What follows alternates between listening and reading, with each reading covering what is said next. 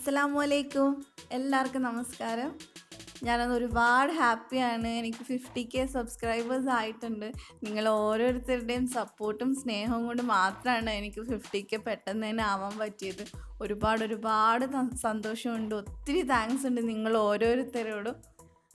50K ആയിക്കഴിഞ്ഞാൽ ഒരു give away തരാമെന്ന് ഞാൻ പറഞ്ഞിട്ടുണ്ടായിരുന്നു. അപ്പോൾ അതിന് വേണ്ടിയിട്ട് ഞാനൊരു കുഞ്ഞു കോൺടെസ്റ്റ് വെച്ചിട്ടുണ്ട്. അപ്പോൾ അതിൻ്റെ ഡീറ്റെയിൽസൊക്കെ വെച്ചിട്ടുള്ള ഒരു വീഡിയോ ഞാൻ ഇന്ന് പോസ്റ്റ് ചെയ്യുന്നതായിരിക്കും. ചിലപ്പോൾ രാത്രി ആവുമായിരിക്കും. എല്ലാവരും അത് കാണുക മാത്രമല്ല എല്ലാവരും പാർട്ടിസിപ്പേറ്റ് ചെയ്യുക. നിങ്ങൾ ഓരോരുത്തരുടെയും സപ്പോർട്ടും സ്നേഹവും കൊണ്ട് മാത്രമാണ് ഞാനിവിടെ എത്തിയത്. അപ്പോൾ എൻ്റെ ഭാഗത്തുനിന്നുള്ള ഒരു സന്തോഷമാണ്. അപ്പോൾ എല്ലാവരും പാർട്ടിസിപ്പേറ്റ് ചെയ്യുക. അപ്പോൾ ഇന്ന് 50K സ്പെഷ്യലായിട്ട് ഞാൻ എൻ്റെ ഒരു ചിക്കൻ കറിയാണ് കൊണ്ടുവന്നിട്ടുള്ളത്. ഞാൻ കുക്കിങ്ങൊക്കെ പഠിച്ച് തുടങ്ങുന്ന കാലത്ത് ചെയ്തുകൊണ്ടിരുന്ന ഒരു ചിക്കൻ കറിയാണ്. ഞാൻ ഇപ്പോഴും ചെയ്യാറുണ്ട്. നല്ല ടേസ്റ്റുള്ള ഒരു കറിയാണ്. പെട്ടെന്ന് തന്നെ ഉണ്ടാക്കാൻ പറ്റും. അപ്പോൾ എല്ലാവരും ട്രൈ ചെയ്ത് നോക്കുക. ഇതിന് പ്രത്യേകിച്ച് പേരൊന്നുമില്ല. ചിക്കൻ ഫ്രൈ ചെയ്തിട്ടുള്ള ഒരു കറിയാണ്. അപ്പോൾ നമുക്ക് വീഡിയോയിലോട്ട് പോവാം.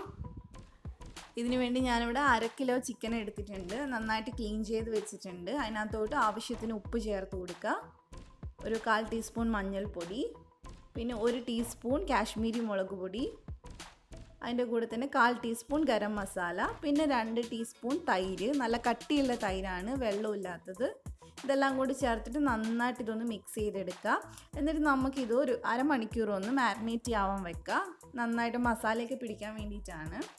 നല്ല ടേസ്റ്റുള്ള ഒരു കറി കേട്ടോ. എല്ലാവരും ട്രൈ ചെയ്ത് നോക്കണേ. ഇപ്പോൾ അരമണിക്കൂർ ആയിട്ടുണ്ട്. നമുക്ക് ഇത് ഫ്രൈ ചെയ്യുന്നതിന് മുമ്പായിട്ട് നമ്മുടെ മസാലപ്പൊടികളൊന്ന് പെട്ടെന്ന് റോസ്റ്റ് ചെയ്തെടുക്കാം.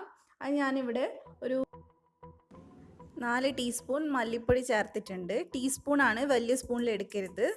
1 ടീസ്പൂൺ ചിക്കൻ മസാല കൂടെ ചേർത്തിട്ടുണ്ട്. ഇത് നന്നായിട്ട് നമ്മൾ വറുത്തെടുക്കുകയാണ് ചെയ്യുന്നത്. ഇനി ഇതിൻ്റെ കൂടെ തന്നെ നമുക്ക് മുളക് പൊടി ചേർത്ത് കൊടുക്കാം. നമ്മൾ ഓൾറെഡി മുളക് പൊടി അവിടെ ഇട്ടിട്ടുണ്ട്. അതുകൊണ്ട് ഞാനിവിടെ ഒരു 1/2 ടീസ്പൂണേ ഇട്ടിട്ടുള്ളൂ. മുളക് പൊടിയൊക്കെ നിങ്ങളുടെ ഇഷ്ടത്തിന് അങ്ങോട്ടും ഇങ്ങോട്ടൊക്കെ മാറ്റം വരുത്താം. ഇത് നന്നായിട്ട് ഇതൊന്ന് റോസ്റ്റ് ചെയ്തെടുക്കണം. ഇതിൻ്റെ പച്ചമണം മാറണം. അതുപോലെ തന്നെ കരിയാൻ പാടില്ല. കരിഞ്ഞു കഴിഞ്ഞാൽ രുചിയെ മാറിപ്പോവും. നന്നായിട്ട് ഇപ്പം ഞാൻ വറുത്തെടുത്തിട്ടുണ്ട്. ഇനി അതിനകത്തോട്ട് ഒരു 1/4 ടീസ്പൂൺ ഗരം മസാലയും കൂടെ ചേർത്തിട്ടുണ്ട്. ഗരം മസാല അവസാനം ചേർത്താൽ മതി. ഇപ്പോൾ കണ്ടോ, പൊടിയുടെ കളറൊക്കെ നന്നായിട്ട് മാറിയിട്ടുണ്ട്. ഇങ്ങനെ ആവണം, എന്നാൽ മാത്രമേ രുചി ഉണ്ടാവുകയുള്ളൂ. അപ്പം നന്നായിട്ട് വറുത്തിട്ടുണ്ട്. ഇനി ഞാനിത് മാറ്റി വെക്കുവാണ്. ഇനി അതേ പാനിലേക്ക് തന്നെ ഞാൻ കുറച്ച് വെളിച്ചെണ്ണ ഒഴിക്കുന്നുണ്ട്. ഇത് വെളിച്ചെണ്ണയിൽ ചെയ്യുമ്പോഴാണ് നല്ല ടേസ്റ്റ് ഉണ്ടാവുക. ഇനി അതിനകത്തോട്ട് നമ്മൾ മാരിനേറ്റ് ചെയ്ത് വെച്ചിട്ടുള്ള ചിക്കൻ ഇട്ടൊന്ന് ഫ്രൈ ചെയ്തെടുക്കുക. മുഴുവനായിട്ട് വേവേണ്ട, ഒരു 1/4 ഭാഗമൊക്കെ ഒന്ന് വെന്ത് കിട്ടിയാൽ മതി. ബാക്കി നമുക്ക് കറിയിലിട്ട് വറ്റിച്ചെടുക്കാനുള്ളതാണ്.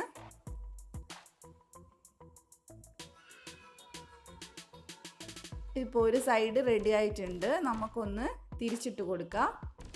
ഒരുപാട് അങ്ങ് ഡ്രൈ ആക്കണമെന്നില്ല. നന്നായിട്ടൊന്ന് വെന്ത് കിട്ടിയാൽ മതി. എല്ലാം തിരിച്ചിട്ട് കൊടുക്കുക. ഇത് നമുക്ക് ചോറിനും ചപ്പാത്തിക്കും എന്തിൻ്റെ കൂടെ വേണമെങ്കിലും കഴിക്കാൻ നല്ലതാണ്. അതുപോലെ തന്നെ ഗീ റൈസിൻ്റെ കൂടെയും നല്ലതാണ്. ഞാനിവിടെ കൂടുതലും ചപ്പാത്തിയുടെ കൂടെ കഴിക്കാനാണ് ഇത് ഉണ്ടാക്കാറുള്ളത്. അപ്പോൾ ഇതിവിടെ റെഡി ആയിട്ടുണ്ട്. നമുക്കിനി ഇത് എണ്ണയിൽ നിന്ന് മാറ്റാം.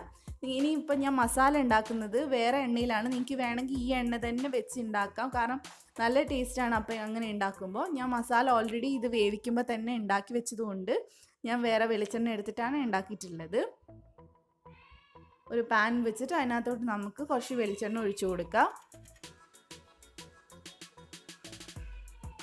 അതിനകത്തോട്ട് ഒരു പട്ട, ഒരു ഏലക്ക, പിന്നെ 2-3 ഗ്രാമ്പും കൂടെ ഇട്ട് ഒന്ന് ഫ്രൈ ചെയ്തെടുക്കുക.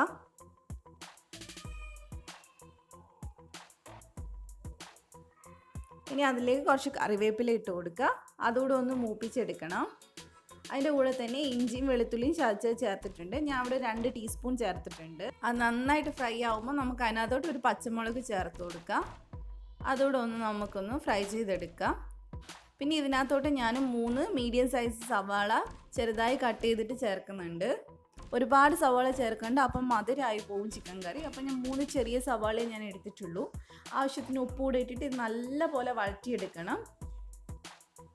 അപ്പം നന്നായിട്ട് ഞാൻ വഴറ്റിയെടുത്തിട്ടുണ്ട്. ഇനി ഇതിനകത്തോട്ട് നമുക്ക് തക്കാളി ചേർത്ത് കൊടുക്കുക. തക്കാളി ആണെങ്കിൽ ഞാൻ 2 ചെറിയ തക്കാളിയാണ് എടുത്തിട്ടുള്ളത്. വലുതാണെങ്കിൽ ഒരെണ്ണം മതി. അതോടെ നന്നായിട്ടൊന്ന് വഴറ്റിയെടുക്കണം. തക്കാളിയൊക്കെ നന്നായിട്ട് ഉടച്ചെടുക്കുക. അപ്പോൾ തക്കാളിയൊക്കെ നന്നായിട്ട് ഞാൻ ഉടച്ചെടുത്തിട്ടുണ്ട്. ഇനി നമ്മൾ നേരത്തെ വറുത്ത് വെച്ച മസാലയില്ല, അത് മുഴുവനായിട്ട് നമുക്ക് ഇതിനകത്തോട്ട് ഇട്ട് കൊടുക്കാം.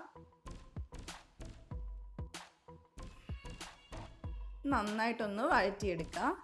ഒരുപാട് നേരമൊന്നും വേണ്ട, കാരണം ഓൾറെഡി നമ്മളത് വറുത്തതല്ലേ. ഇനിയിപ്പോൾ നമുക്ക് ഇതിനകത്തോട്ട് ഫ്രൈ ചെയ്തിട്ടുള്ള ചിക്കൻ ചേർത്ത് കൊടുക്കുക. എന്നിട്ട് നന്നായിട്ട് എല്ലാം കൂടെ ഒന്ന് മിക്സ് ചെയ്തെടുക്കണം.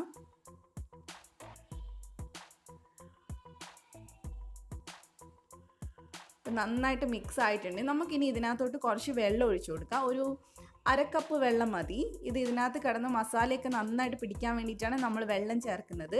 അതിനുശേഷം നമ്മൾ ഒരു മീഡിയം ഫ്ലെയിമിൽ വെച്ചിട്ട് നമുക്കിനി ഇതിനെ ഒന്ന് വരട്ടിയെടുക്കണം. അപ്പോഴേക്കും നമ്മുടെ ചിക്കൻ ബാക്കിയും കൂടെ നന്നായിട്ടൊന്ന് വേവും, അതുപോലെ തന്നെ മസാലയൊക്കെ നല്ലപോലെ പിടിക്കും.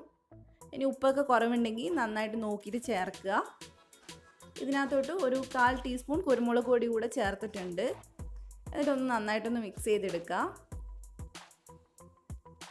ഇപ്പോൾ നമ്മുടെ ചിക്കൻ ഇവിടെ നന്നായിട്ട് വറ്റി തുടങ്ങിയിട്ടുണ്ട്.